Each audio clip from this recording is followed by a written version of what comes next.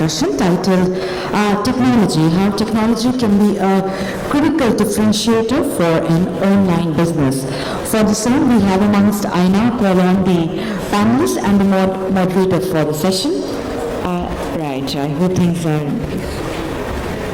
Moving on, we have amongst us Ratul Ghosh, industry expert and startup consultant. Let's join our hands together to welcome Ratul Ghosh, who is a senior strategy and business startup professional and passionate about digital commerce. A very good afternoon, sir. Welcome. We have amongst us Amit Thapalian, who heads the marketing at the Vinculum Group. Let's join our hands together to welcome Mr. Amit, who comes with a decade of experience setting up new business lines, GTM strategies, marketing engines across various industries. A very good afternoon, sir. Welcome. We have amongst us Vishal Narsin, manager e-commerce, 5 A Group. Sir, a very good afternoon. Welcome. Sir handles sales and operation and has over 8 years of experience in sales and client servicing and has been one of the core members in forming e-commerce service platform. Thank you so much, sir. Welcome. Ladies and gentlemen, a big round of applause to welcome sir. We have amongst us Manish Saini, Vice President E-Commerce Firms and Petals Private Limited. Mr. Saini has got hands-on experience in many various domains, including rich media, interactive content for internet, visual design, digital marketing, amongst others. A very warm welcome, Mr. Saini. A big round of applause. We have amongst us Nitin Kocher, AVP, categories shopclose.com. He comes after years of successful stints at various revenue, profit and business growth objectives within various organizations. Once again, sir, welcome. We have amongst us Priyanka, Director, Boost My Sale. Priyanka, Founder Director at Boost My Sale, he has successfully started and run 2 ventures, the first being Navigator Software and now Boost My Sale. Once again, a very good afternoon. Welcome, ma'am. And as we go ahead, I guess we should give them a joint round of applause, a thunderous one. Let's welcome them. Apology here. I also request Mr. Ankit Kanirva. Sir, please come forward. A big round of applause as we have the panel discussion. Check. Good afternoon, everyone. Thanks for being here. And before we start, I think we'll quickly touch upon the panel that is here and why we're here. But much before that is this anecdote about, I don't know if you've heard this, but there's a joke which says that having a smoking section in a restaurant is like having a pissing section in a swimming pool, because it's basically the same air. And today we're having a technology session in e-tailing India. See, all these businesses that were started way back, when eBay and Amazon started and then Alibaba started and all of that, were technology businesses. So one thing that I can firmly say this, because I know people in most of these companies, everybody is really clear that retail is the impact area that we're in.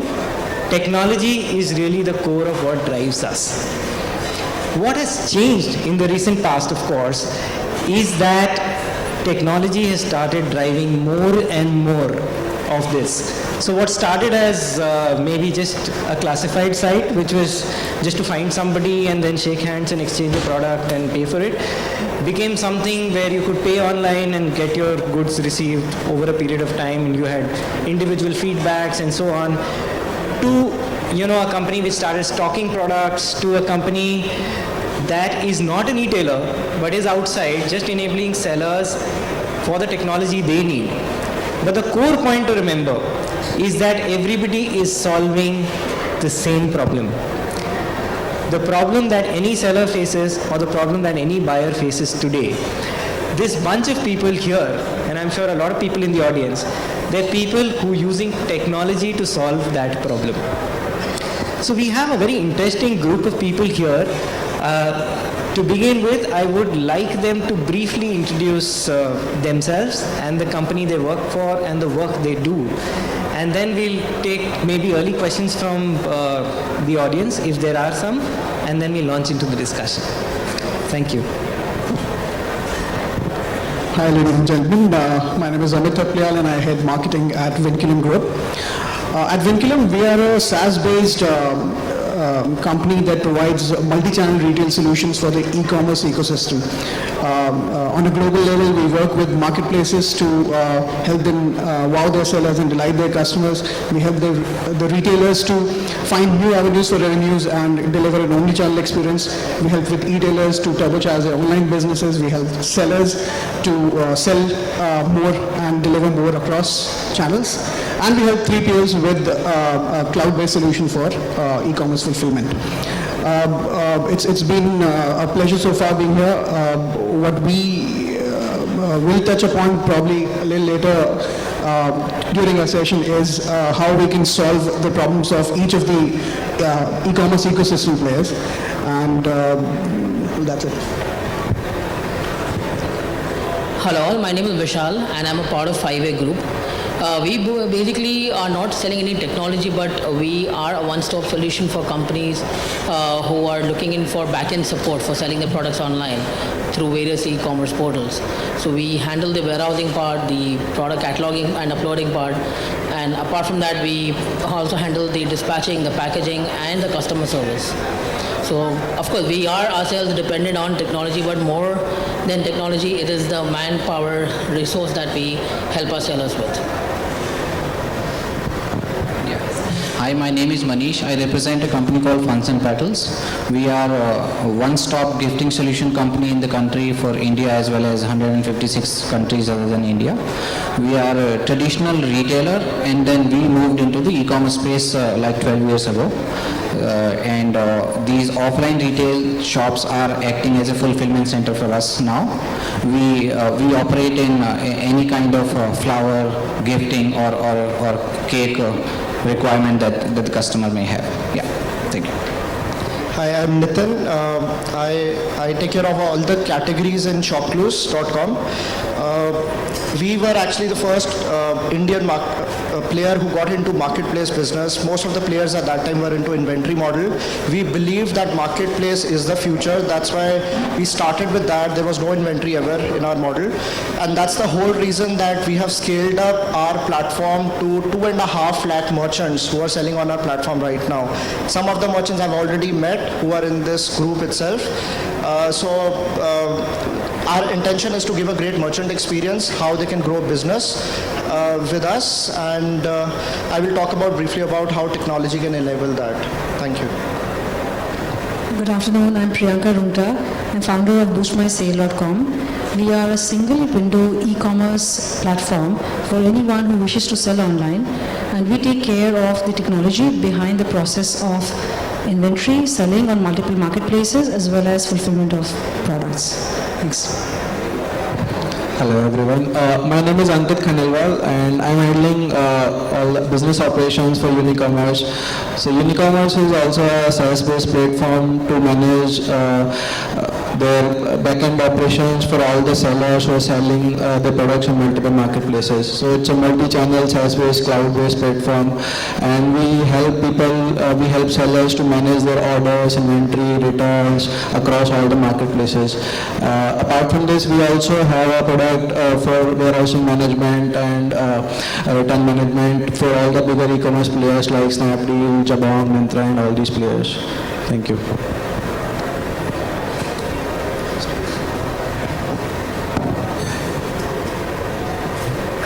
Check. Thank you. I think by now you're clear that we have a very mixed group of people. We have with us Manish, who's handling an end-to-end retail business, which became e-tail. So it started off, as a very, very strong offline brand. I'm sure many of us have interacted with. And then it took its journey into e-tail to solve need spaces that weren't getting solved with a pure offline model. So Manish, can you take us through briefly how technology solves your problems today? So let me just paint a picture. The use case could be that you wake up in the morning at 6 o'clock, you open your tab and you understand that, okay, so-and-so's friend's birthday is there because Facebook alerts you around that time only perhaps. And you have to send a gift to that person. whom you don't even know whether he is in Delhi or Mumbai or so. You go to the website, you try and figure out what exactly do you want to send that person. And that's where your journey as a customer starts. Your mission is to send some gift to that person. You have to find the right product as to what your friend may or may not like. So that's when technology comes into the picture, based on his social profiling, what is the right and relevant gift for that person. And once you decide the gift, whether that gift is available in that particular city at the time that this person will be there, is when is the challenge. And once you understand that, you leave that. You expect the technology or the business to solve the problem and send that gift at the convenience of the recipient who's there whether it could be office or home, or etc. etc. So how technology in our case plays a role is that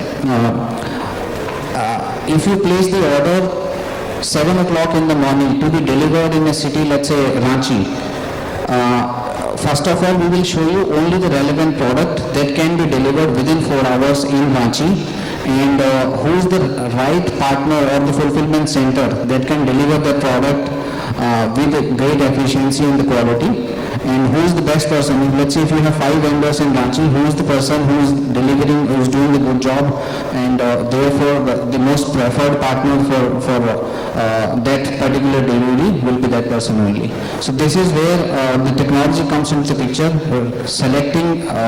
letting the customer select the right product, having him choose the correct time slot, and then enabling the partner to deliver that product.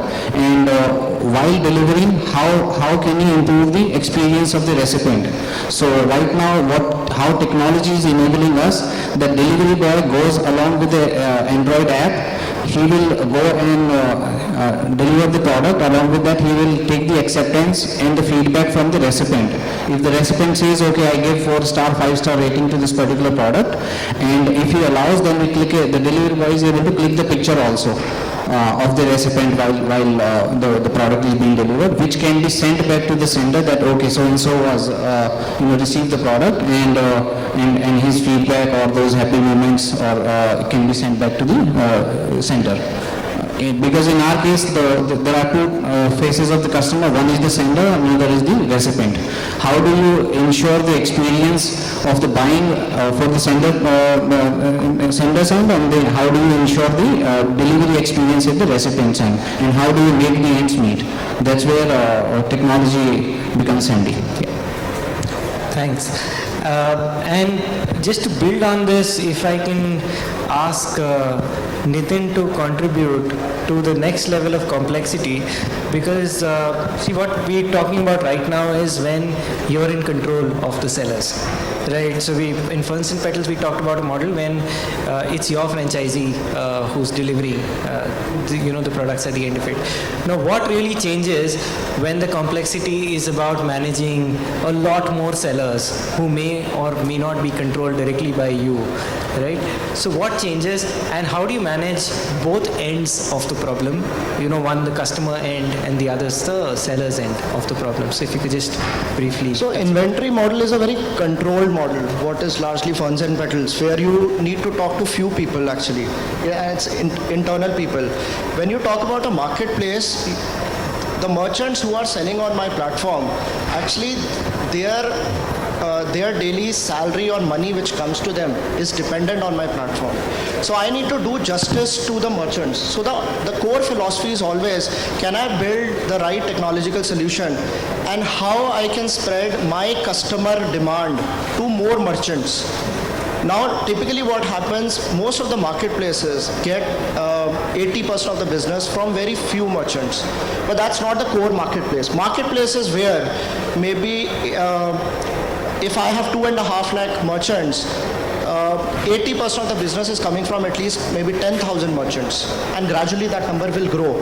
Okay, so the endeavor is to do that, but at the same time, we have to satisfy the customer. Customer experience is also important, and merchant experience is also important. And there there are a lot of issues. I'm sure some of you guys can relate to that. The customer says, I want to return the product back. The merchant says, I give the best product quality, but the customer is gaming the system. I want to take merchant side also, I want to take customer side also. That's the whole thing. That's why fraud mechanism, technology actually should provide how to solve frauds, customer frauds.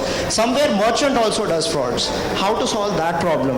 And this is not a simple problem because enough data is not there. E-commerce is growing. I'm sure with time more artificial intelligence will be there and the platform will be telling what is there. So just to summarize, so merchant experience, customer experience, both are important, but how to have a balance is a challenge which I think all e-commerce companies are trying to solve for.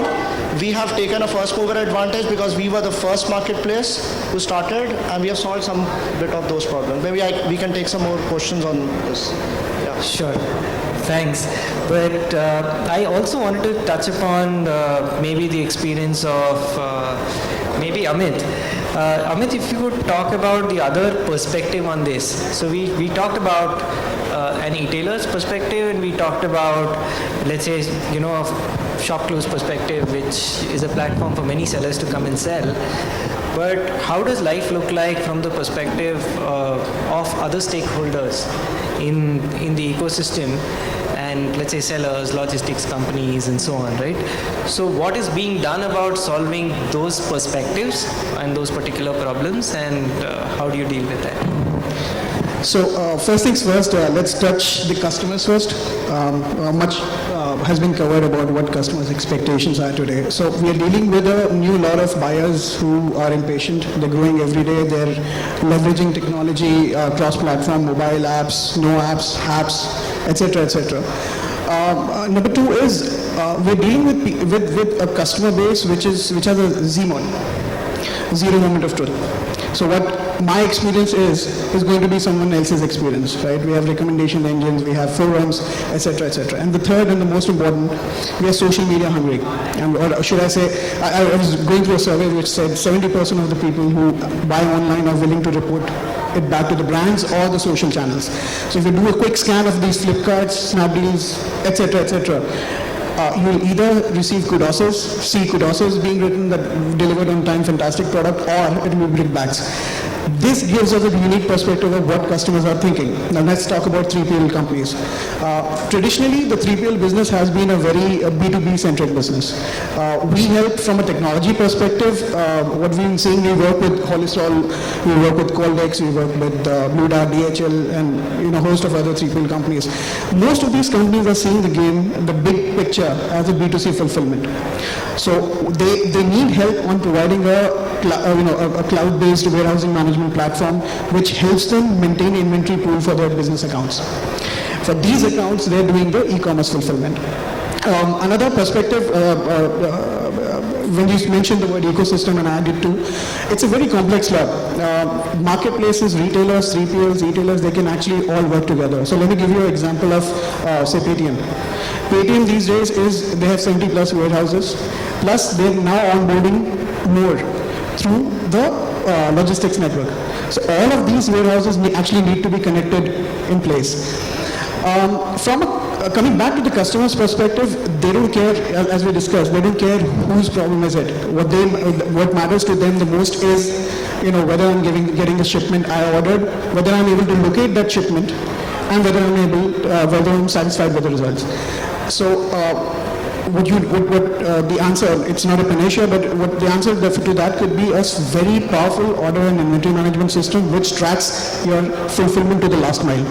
So what comes into picture is integrations with third-party logistics companies. What comes into picture is pulling of orders from web fronts and marketplaces. Moving on to, you mentioned e-tailers, or should I? Yeah. So from a seller's perspective, again, it's, as we discussed, it's the visibility of all inventory, the common dashboard which shows customers' inventory and orders all in one place. That visibility coming in and going out is very important. After all, every single shipment that he does matters to him the most. So in marketplace integrations come into picture, how they are able to fulfill these orders to a last mile comes into picture. Last but not the least, and most importantly, we've already touched upon it, but I would like to bring about the marketplace picture because they are the guys who give platforms to these people to sell on. Now, when you interesting stat, 70% of shopping carts are abandoned because they're not able to locate the correct product. Or let's say I'm shopping for an iPhone which costs 60,000 bucks, and 5 sellers duplicate entries for the same product. Or I'm seeing sellers, seller A and seller B have listed an iPhone 6s or a 6 having a 4 megapixel camera and a 12 megapixel front facing camera. I'm not going to order. Second, cross-sell opportunities for sellers and retailers and marketplaces. So I'm shopping for conflicts, right? These cross-sell and upsell opportunities exist when you have your product information in control. So a cross-sell opportunity for me could be biscuits, milk, yogurt. Am I able to do that? Estimated 15 to 30% of this additional e-commerce revenue comes from cross-sell and upsell. I guess I'll cover I think it's a very good all-round perspective, and what is interesting is I think about 5 years back every e-commerce company worth its salt was trying to solve all these problems in-house, and they were exactly the things that we wanted to do. We wanted to know our customers better and to know their life cycle and how to maximize revenue from that, to know our sellers better, solve that problem, cross-sell, upsell, merchandise, data cleaning, cataloging, all things that we started off doing. And then, like it happens in many other industries, the external market for some of these services becomes efficient. So at some point, I was with Philips and we stopped doing our own customer care, because customer care as a service became a very efficient thing to follow. So maybe that's a perspective that, Ankit, you could just take us through. What really happens when, let's say, a bunch of people who maybe are associated with an e-commerce engine and they're solving technology problems from that on that marketplace. What happens when they step out? They decide to do this as a third-party service across marketplaces, and how that scales and so on, right? So maybe you can just take us through the whole Unicommerce journey, right from when you began and the problems that you faced and what you're doing now. Yeah. Hello. So basically, Unicommerce, if I talk about Unicommerce, when we started with a very much focused product for big e-commerce players to manage their warehouse, to manage their orders. Okay, there are people who are, let's say, in the starting, if I talk about 2012, 10,000 orders a day, that was a big problem to solve, how to, efficiently fulfill those orders, ship right products to the right customers, manage their warehouse, manage their logistics and everything. Essentially, as time passes, most of these e-commerce players have started going to the marketplace models, wherein a lot of sellers, manufacturers, retailers, or traders started selling their products online through Shopclose, Flipkart, Amazon, eBay, Snapdeal. But the thing is that again, because these people have their expertise in their products, but they don't have expertise in the technology, right? They need some technology to manage their business, especially their backend, their orders, their inventories, their prices, the payment reconciliation with the marketplaces, and a lot of the marketplaces have their basic, seller panels for these players. But the problem has started when, if I am a seller and I am selling on multiple marketplaces, right? If I am selling on 5 different marketplaces, how I can see the controlled view or overall view of all these marketplaces at one centralized platform. If I have an inventory of 10 pieces of a particular product I am selling, earlier if I don't have a technology, I have to block my inventory for 5 different marketplaces. So for example, 2 for each marketplaces. But what happens if I get 5 orders from one marketplace and no order from any other marketplaces? So ideally, I'm not optimizing my inventory just because I don't have technology. But if I have a particular technology which can make sure that I will say all the marketplaces that I have 10 pieces, as and when I receive an order from one particular marketplace, suddenly I will tell all 4 marketplaces that now I have only 9 pieces left. So that sellers can maximize their sale and he can manage their inventory efficiently, at the same time manage their operation, their warehouse. Because the people who are working in warehouse are not that tech savvy, so they need a very simple platform wherein they can just within few clicks manage all the business. When we saw this gap in the market, so we built this product wherein very much focused to the sellers so that they can manage their entire operations across all the marketplaces and see a unique picture of their business, whether they are actually getting benefit of selling across all these marketplaces or not. I have seen couple of sellers who have done crores of business with these marketplaces, but ultimately they have stopped selling online because they realize that they're not making any money, they are going into losses. For initial few months, they don't have a clear picture of their payment reconciliations with the marketplaces, and then suddenly after a financial year is closed, and then when they look at their balance sheets, then they suddenly realize, oh, I'm in loss. So if I don't have a technology to track each and every of my order and the payment with the marketplaces, I might be in problem. I think. I think that's a very interesting perspective, and I'm sure it began with the realization that there is life on other planets. I'm sure as e-commerce players, one day we all wake up and realize that, yesterday we had this conversation about a Flipkart customer and an Amazon customer and an eBay customer, but the truth is that it's the same person.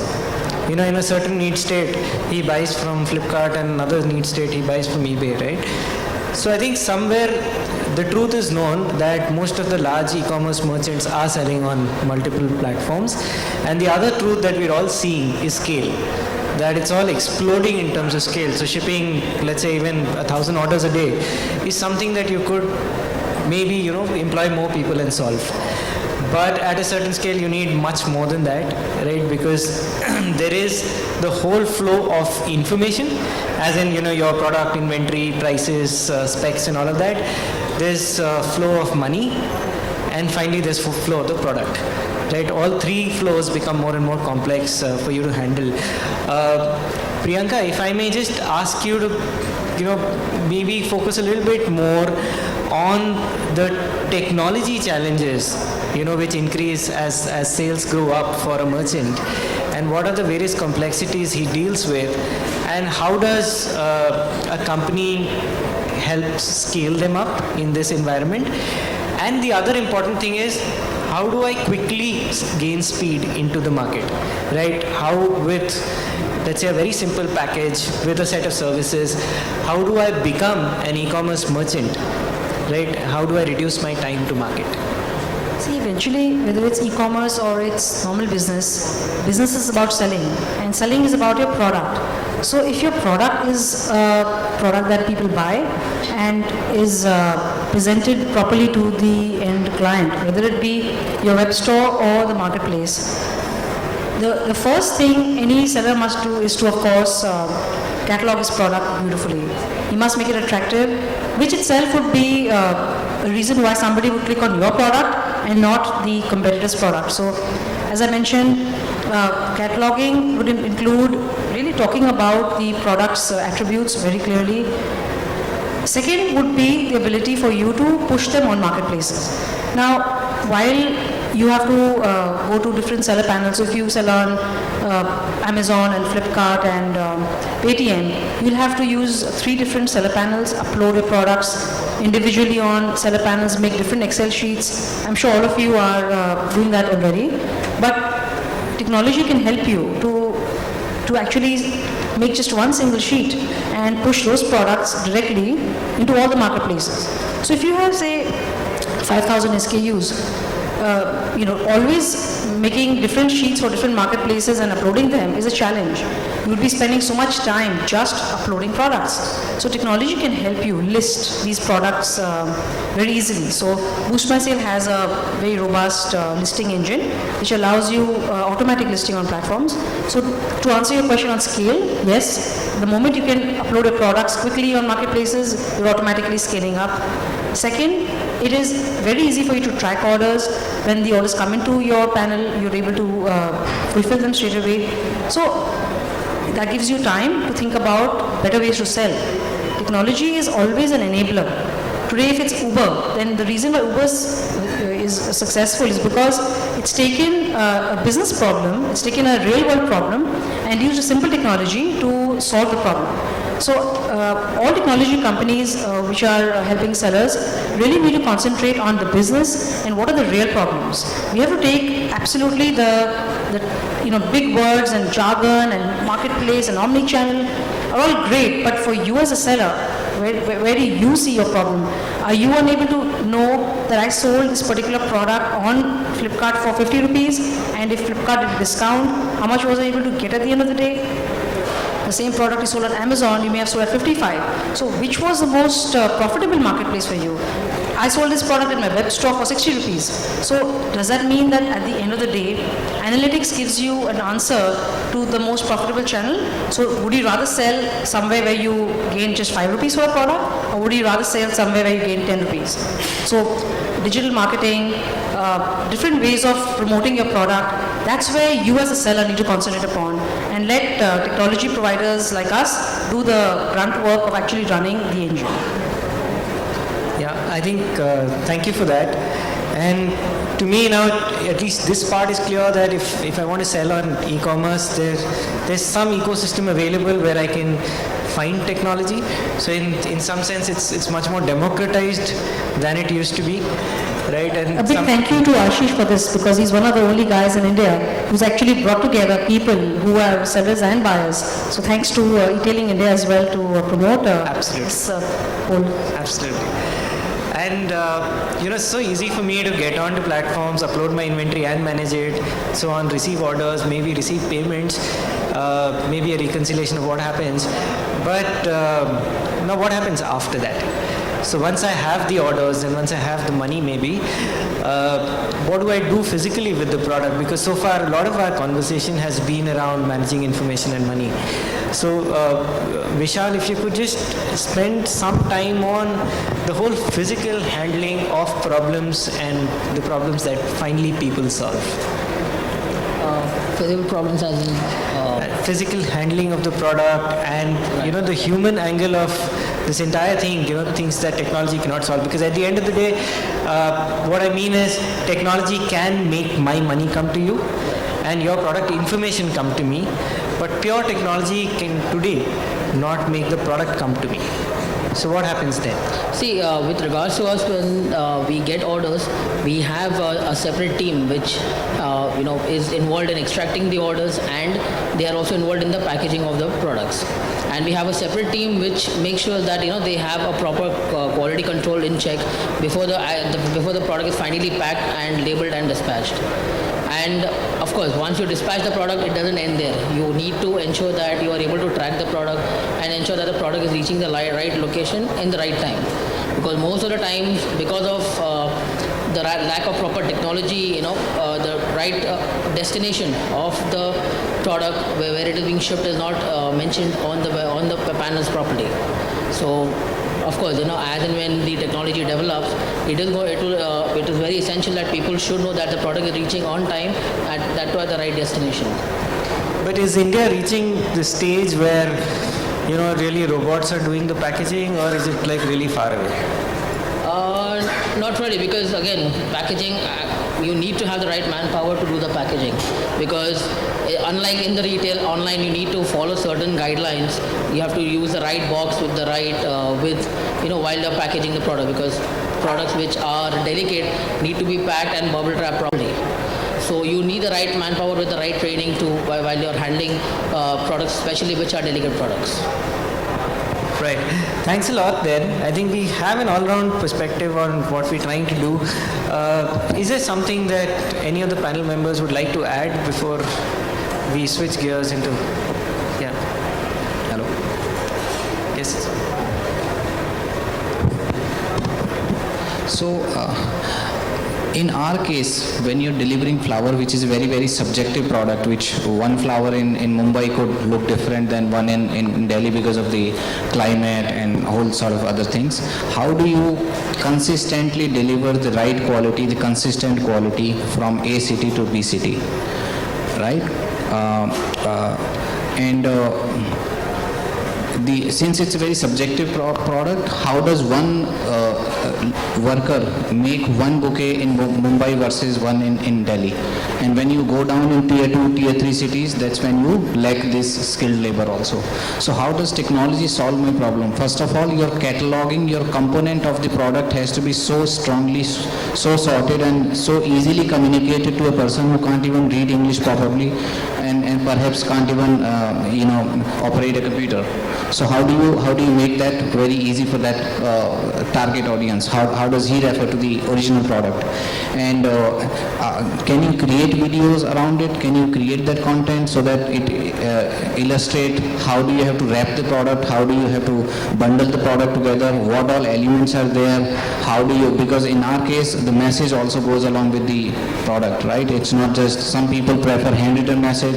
So how do you solve that problem? So these are different scenarios, at least in our business, where technology is becoming handy, and yeah, there are still a lot to be done in this space, and it's a long journey. Yeah. Thanks. I actually just want to come to you, but before that, Nitin, if I could ask you just to extend on that particular topic, how do you create a consistent customer experience? Is what we just heard. How do you create that experience? How do you use technology to train sellers or to train other participants in the ecosystem who might be handling the product to make sure that irrespective of who has finally given your product, the customer gets an experience which he can call, let's say, quote unquote, a shop close experience? Okay.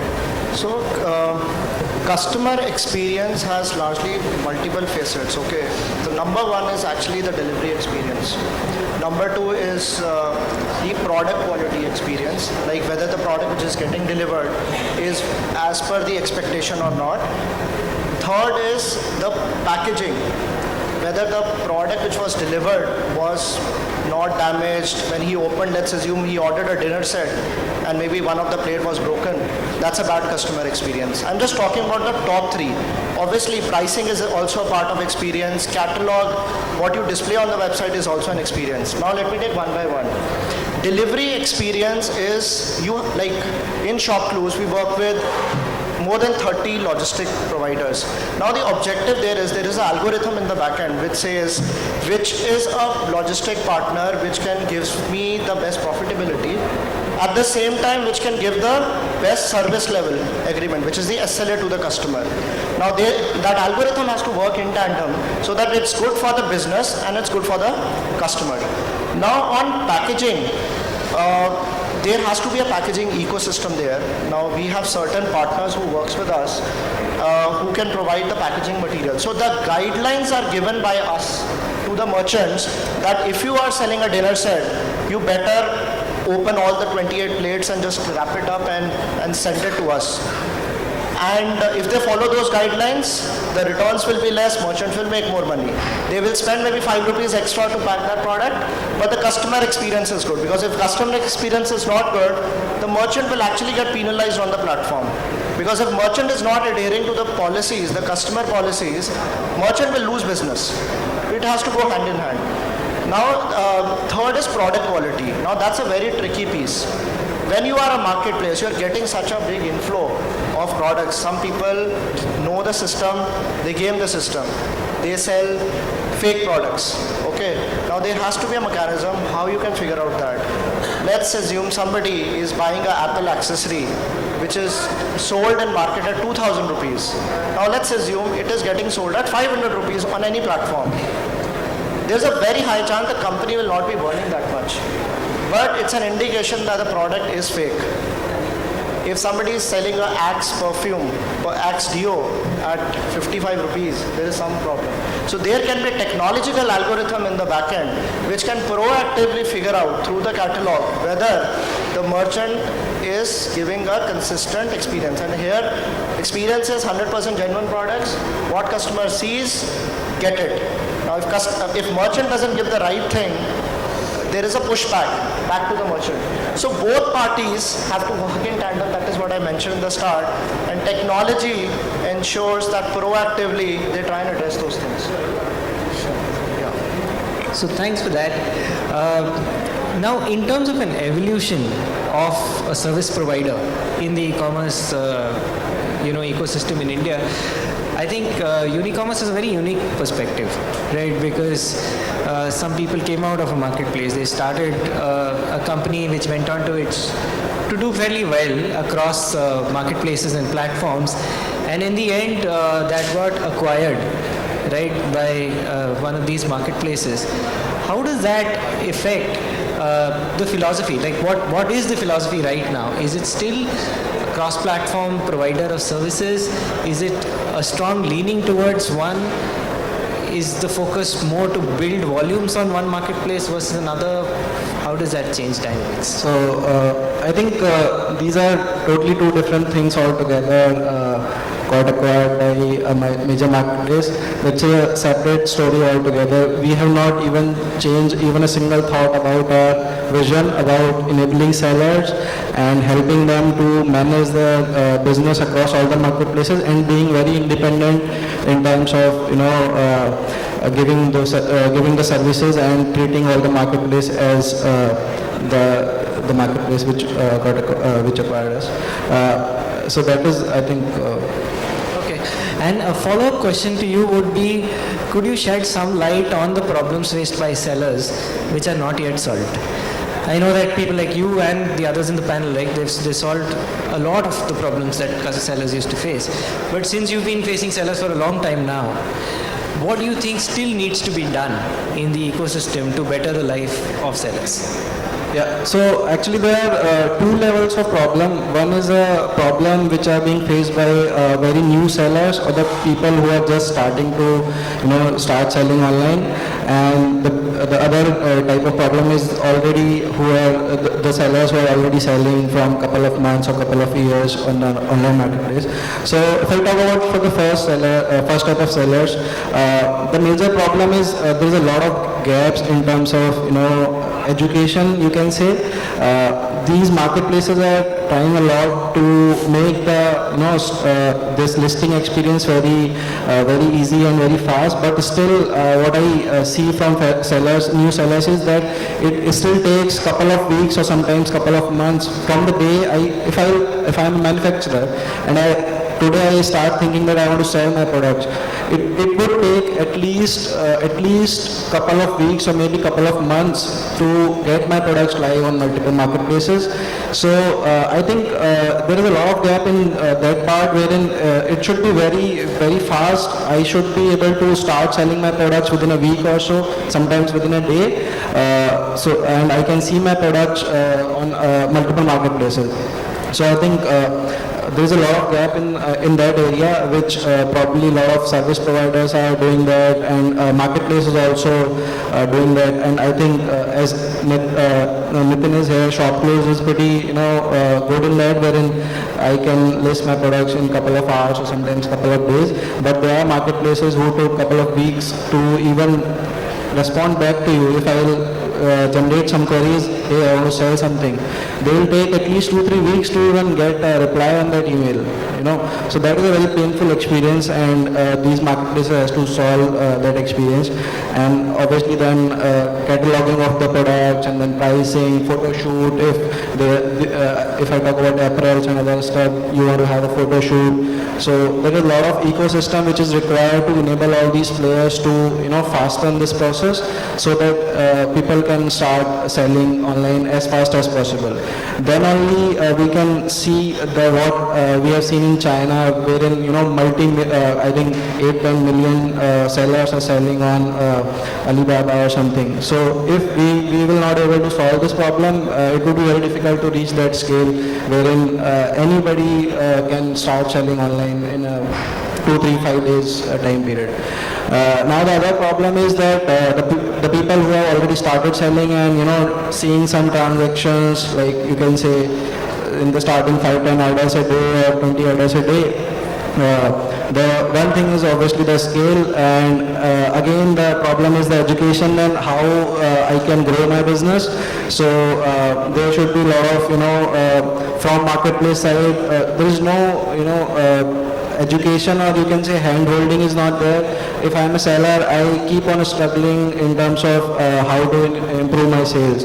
So there is no one who can consult me. I am good at my products, but I am not good at the selling online especially. Right, so I need some consulting from these marketplaces that what should I, and I am ready to invest money, I am ready to invest time, but there is no one who can consult me, who can help me out that hey, you have to do and you have to follow these 3 steps so that you can grow your business. Now other problem is obviously which I earlier talked about, the inventory thing, wherein I need to have a centralized platform wherein I can manage the entire business and see a unique, overall picture of my entire online business, and at the same time if I am also selling offline. So I have to see the overall picture of across my online and offline business. That is already being solved, is what you said. Yeah, so that is already being solved, but the third part is a very, the biggest pain which I have seen from a couple of sellers is the payment reconciliation part, which I also talked earlier, is that I don't have a very clear picture about my payments and when I'm going to get my pictures, my returns. If in some cases there is 30-40% returns for some sellers, especially apparels and other categories. So if I am selling 100 products, out of which 20-30 is coming back to me, and I don't have any reconciliation that where these products are lying and how much money marketplaces are deducted from my commission, from my sales for these returns and all. So that is, I think, again a bigger pain point which marketplace has to focus on.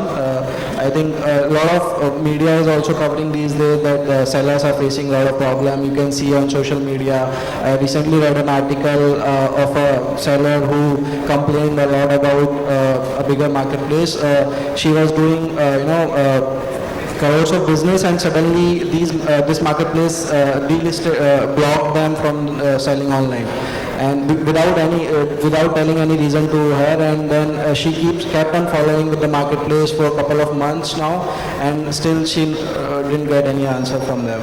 So on this point, Priyanka, would you have any insights on, how to fill gaps which exist? And do you think education is a core part of the business that you're in?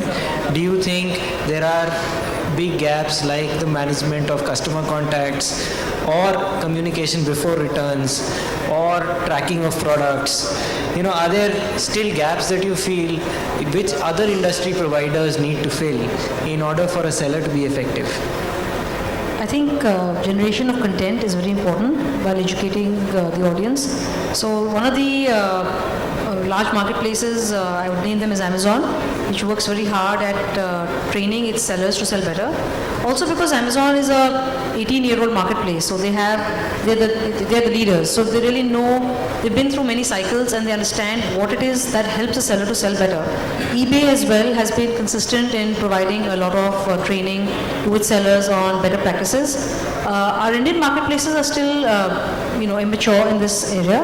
So I believe that if they were to invest some time and effort in doing workshops across the country, really gathering their sellers and training them on best practices, that would help immediately. A seminar like this, but just for sellers, and maybe half a day on telling them how to do their listings better or best practices would be an immediate result. And technology here can help because you can simply deliver this content through your platform. When it comes to tracking and returns and reconciliation, again, these are metrics that have to be built in by the sellers themselves in their platform. So while, say, somebody like a Zivame, which I know uses Magento Enterprise, may have access to higher levels of data analytics because of the enterprise level of the software they're using. Some sellers are still using Magento, normal. I mean, they're just the free version of Magento, which actually doesn't give them that many data points to capture. Now, buying Magento Enterprise or IBM WebSphere is a very expensive process. So, smaller enablers can also build those capabilities into the system very easily. It's not that difficult anymore. And tracking at all levels can only happen when the business itself realizes and knows what to track. So I do believe that many sellers come into the picture just with this vision and dream that, I'm going to be this big seller on XYZ platform. But they don't even know the simple metrics of business and what is it that I should be tracking to make a profit. So education, I think, is the only answer here to enable such a big community of sellers in our country. I think there are 15 lakh sellers in India, if I'm not mistaken. I'm sure. So depending on 15 the lakh difference. sellers who are doing regular retail sales from shops and now need to move online, need to know, oh, can I actually track this? Can I actually analyze a funnel? I mean, just simple things like that. And technology can very easily circumvent this problem. So I think it's a very, very important point that you made, and somewhere it links back earlier to what Ankit was talking about. I believe a lot of Indian sellers think of themselves as people who move boxes and manage cash. To put it really bluntly, they don't think of themselves as people who take pictures and write descriptions and answer customer queries or analyze funnel metrics like how many page views did I get and how many people added me to cart and so on. That's a business they haven't done, and somewhere it's a different world out there, right? Because technology is so much more important than your ability to manage cash or customer contacts and informal loyalty. So Nitin, could you have any stats on how many sellers like Priyanka mentioned, build things on their own, and including knowledge and know-how and perspective, versus how many of them would like platforms to do it for them? Like this logistics problem is one of them. How many of them like somebody else to come and solve their problems? That's it. Yes. I think there has to be marketing around this, or these players put together, or it's working? Yeah. So first of all, I think one is awareness about marketplace processes. That's the first thing. But I think merchants still don't know that these companies exist. Like in this forum, I think a lot of you guys would have figured out that these are companies whom you can talk to and they can help grow your business. So I think that's the biggest challenge. If they can solve, I am sure 90% of the merchants, which I think she mentioned the stat of it's 1.5 crores. It's much more than that, because even if you talk about grocery, it's 6 lakh retailers there. So I'm sure for the next 3-4 years, these guys will not be comfortable using technological platform. They would like to work with someone. So I think these guys will have to solve that problem. But definitely there is a big need there. Sure. And Amit, just to round it off, anything else that you would like to add in terms of challenges ahead and what all of us need to do to make the customers and the seller's life much better? So amongst other things that that can be done, I think let's talk about it from an ecosystem perspective. So there's a marketplace, there's an e-tailer, and there's a seller, right? I think what a brand like Ferns and Petals has done right is, they've set up their fulfillment centers very deftly, right? The other thing that they've done very beautifully is get a real-time visibility of their inventory. Now, once you're a seller right now, you look at boosting your online sales and being an e-tailer. We were talking about evolution. That's what you want to do. What matters the most once you cross that threshold is how ready your business processes are to actually reach that scale, and that's a brand like Ferns and Petals has done wonderfully. It's pretty much like having a Ferrari which you want to take out for a spin. You push the pedal and it doesn't rev out, because without a V8 engine it won't. So that V8 engine is the technology platform and processes that you set up within your company to scale up to that mass. Now that's the threshold you have to cross when you want to scale up. Second, what I believe is that people shop with brands, not channels. So being out there is one thing, as it was rightly said, being out there is one thing, but marketing yourself well, creating that value proposition is another. And then that's when, what you have under the hood matters the most. Thirdly, something which I've always believed is that an online business is driven by vision, but it is run by technology. I'm a technologist myself, so it might be me pushing an agenda, but coming back to the ecosystem, the marketplaces, what they need to do today is, and one of the areas which already has been touched upon, is the easy onboarding of sellers, which I think Priyanka also touched upon. When you are onboarding your sellers, that's the time when this guy is investing into your business. You make money out of these sellers. So the easier it is for these sellers to do business on your platform depends on what kind of a seller panel you have. What kind of, are you able to, as a marketplace, offer order management, catalog management and fulfillment functionality within your seller panel. Now that's what is going to define the seller's success and the marketplace's success. That's it. Thanks. Well, thanks a lot, everyone. I think the message that I get very clearly is that there are a lot of smart brains thinking about solving real problems. And some of these problems will be solved internally by a marketplace. Some of it will be solved by third-party service providers. Some of that will have to be solved by sellers. However, there are people thinking about how to make information easily accessible to them in terms of solving both their onboarding problem and their scaling problem and other problems which might emerge. As time goes by, India is a very, very dynamic country. You'll have octroi problems with one state and you'll have payment problems above a certain value in another state, and this keeps emerging in our particular ecosystem. So at this point, I think I'd like to invite any questions from the audience that have not been answered, any perspectives that you'd like from the set of people we have here. Any questions at all?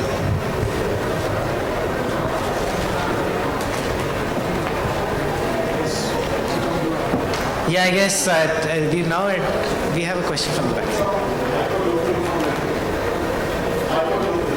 Yeah. Fantastic. A lot more to come on that. I'm sure you're referring to whatever has come in public. So right now you would have seen a lot of grocery companies getting into hyperlocal, which is Grofers and other players. We are not into grocery business. We are into utility products, very low ASP items. You want to buy a legging or a jeans for $249, we sell that. Okay, now when we built a big merchant base of 2.5 lakh, what we figured out that like my office is in sector 44 Gurgaon. Itself in sector 44 Gurgaon, there are 200 merchants I have. Now the thought came, why can't I do a local commerce with a very big strength I have? And the biggest challenge what we were facing was, when I have so many merchants, how can I do justice to them? How can I improve their sales, right? So hyperlocal has started on our platform. You will see a lot of action happening on that, and you will see a lot of merchants will start getting more orders, and the demand will get spread across India, which is not the case right now, which actually all the marketplaces are facing. We have taken a first step on that in a non-grocery space, and we're moving really fast on that. Anything specific on this? Yeah, you'll see more action in this in October during the Diwali time. When you will start seeing, whenever you browse anything, you will see that you can get some products in your neighborhood, and we'll take 1 or 2 days to deliver that maximum. Thanks. I think a few more questions on this side.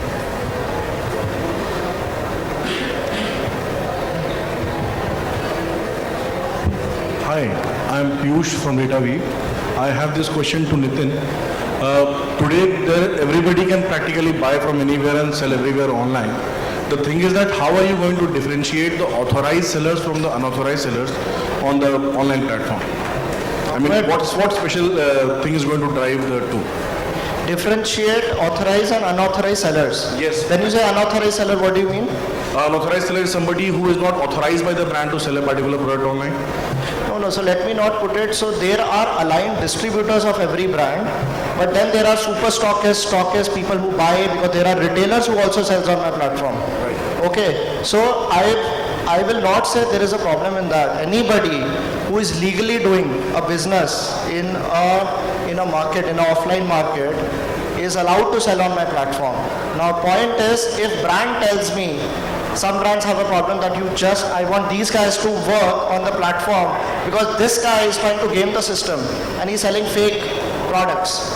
then obviously that feedback keeps coming to us, and we delist those merchants and we take action accordingly. So it's not authorized, unauthorized, I think. It's more of right or wrong. Yeah, more or less. Yeah. But I'm sure you can, I think what he also means is authorized versus unauthorized products, or manufacturer versus seller warranty. Do you, because finally, I mean, I'm just extending a question with your permission, that a customer may be more interested in where is my product genuine versus is the seller genuine. Customer is worried about product. Okay, and some customers also look at, they know this merchant has a great rating and he has, let's assume 1,000 reviews. Some customers buy through merchants also. Okay, many customers buy through product and then reviews become really, really critical. And if the guy is actually gaming the system, it will actually come in the data.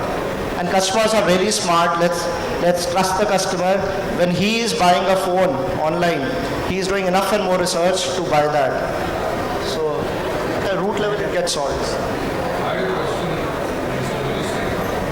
What challenges do you see when you're trying to sell across all these various channels across like mobile and all, to try and provide a seamless experience, the same experience for your customer?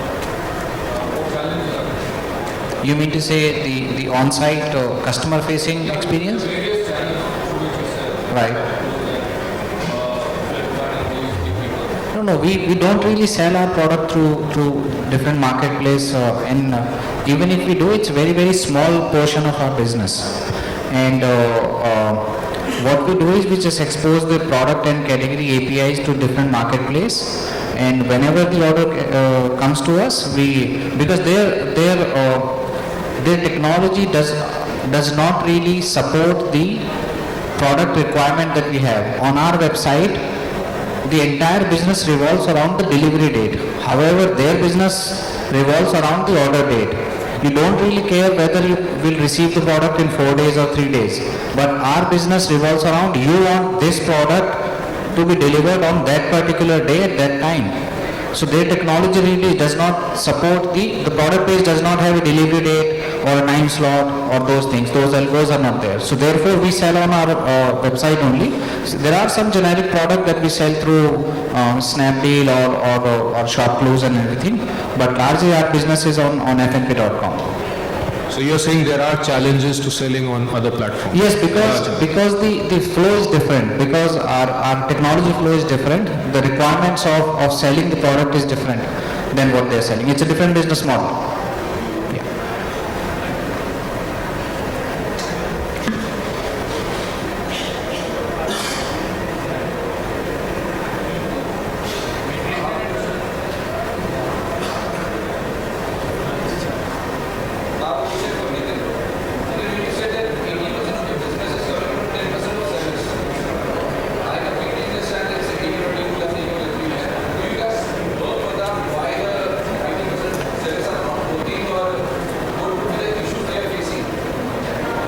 That's the same discussion actually. So a lot of sellers are still not comfortable selling online. They are getting used to the whole thing.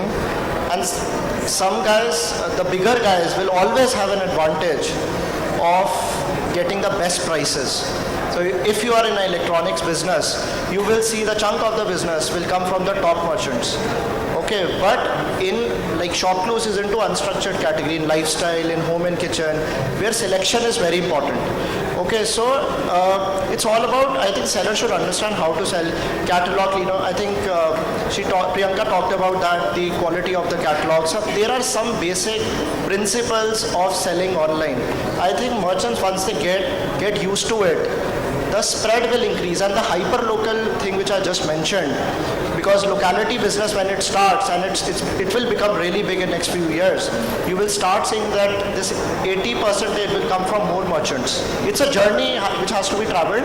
I think it will take few years to get to a very impressive number, but right now even I think if we do 10,000, that's also a great number. Right now it's much lower than that.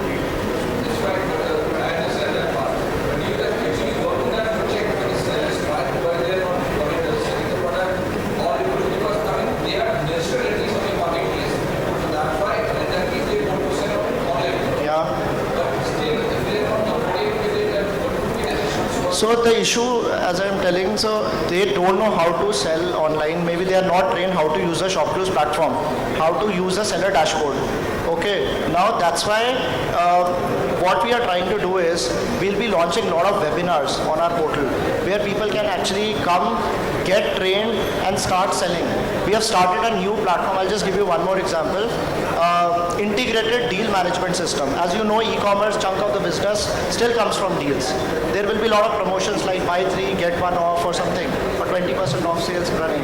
Now what we have done is we have made it really open and transparent to the merchants that you have any deal, you can submit on the dashboard. It will come in a queue to us. There is a team, a product team, evaluates those deals, and if the deal is good and good for the customer, we actually make it live. So we want to democratize the whole thing where everybody has enough and more levers to actually do any business they want to do. Just want to add to your answer is that sellers across the country have to start understanding the role of marketing. And selling has to stop and marketing has to increase. See, the reason why the Americans are such good sellers is because they are actually marketing people at heart. So what I mean to say is that if it's an iPhone, it's a product, it's a brand, it's a commodity. So anybody searching for an iPhone will just come to the cheapest price. So A, B, C, D, E seller, whichever seller has the lowest price and the best catalog data and maximum ratings would definitely get the product. But suppose you sell a shirt. Suppose you're an apparel manufacturer and you have a blue shirt. So you say I have a blue shirt with a collar. And there's another guy who sells a blue shirt, but he calls his product 100% cotton blue shirt with white collar and logo on the sleeve. Which one would you pick? So as a customer, put yourself in the same place, and you would obviously pick up the product which had better catalog data. You would obviously pick up the product that had more information. Now what is this? This is just marketing information. This is not selling information. Selling is the actual transaction that takes place. It's the exchange of money on the table. But marketing is the ability to attract the person's eyes to your listing on the marketplace. It's a very, very competitive space. The page 1 of any engine, whether it's a marketplace or Google, entirely depends on the content that you provide. So I believe sellers now have to take the responsibility of selling their own products and not depend on the marketplace to do that work for them. The marketplace is like a mall. Whichever has the best shop front will get the most footfalls.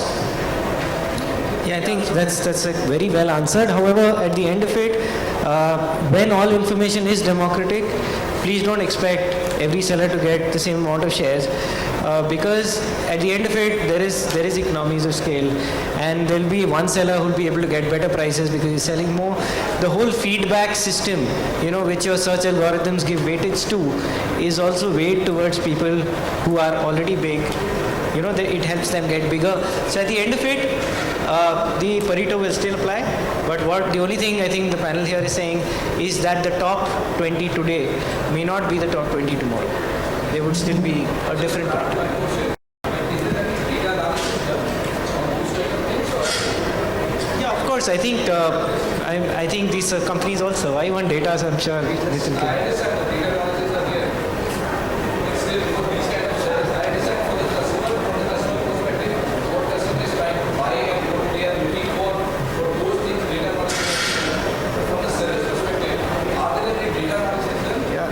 Yeah, data analysis, like for example, you may be a seller, you have 1,000 SKUs listed on the platform, but I can actually figure out how many people have actually clicked on your products. Suppose, okay. So that's the whole thing. Gradually what will happen is there will be a lot of data analytics which will empower the merchant, which is a lot of these e-commerce companies. We are trying to do that. How can we help you, which is nothing, we call it seller growth. We have to provide you levers to grow business.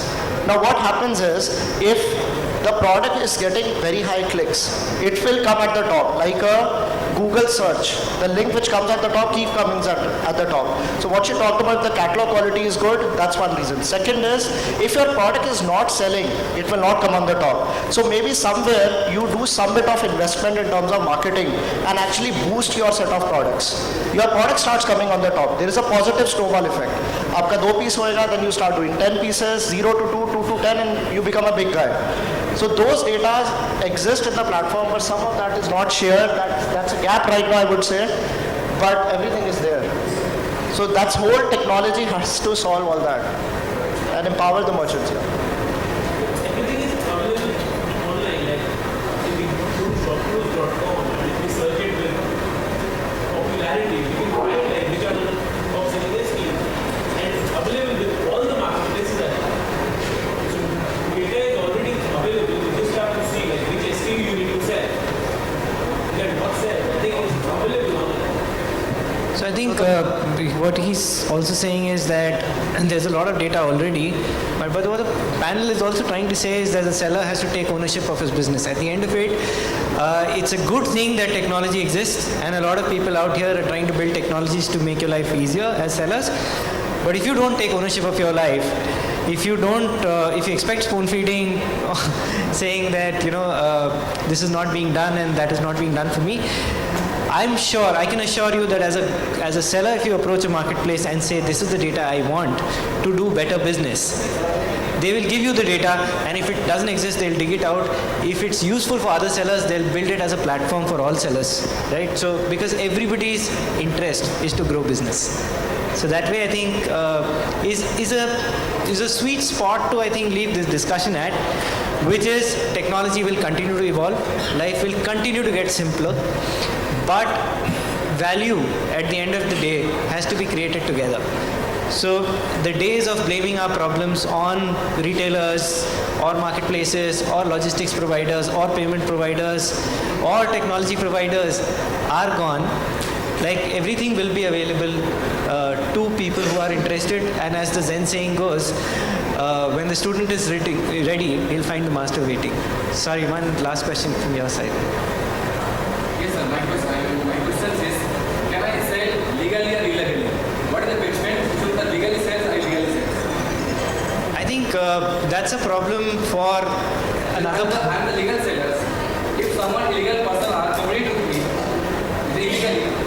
So what is the solution for that? I'm not sure if this is the right forum to answer that question, because given a particular logic, technology can help build that and implement that, but the logic itself. I think my question is, have you understand that? Yeah, I think it's been answered in the form of authorized versus unauthorized or fakes versus genuine. So I think technology will do its part, but in terms of enforcing legality, right? I mean, it's a bigger topic than this topic. This panel can. I have a stock this person. I have a stock my.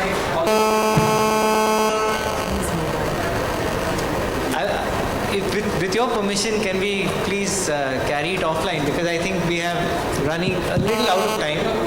So very happy to come back to you and continue this later. Thank you so much, and apologies to everyone we've not been able to answer. I hope this has been useful, and please feel to contact the panel members beyond the discussion. They'll be around. Thank you so much for being a good audience. Thank you.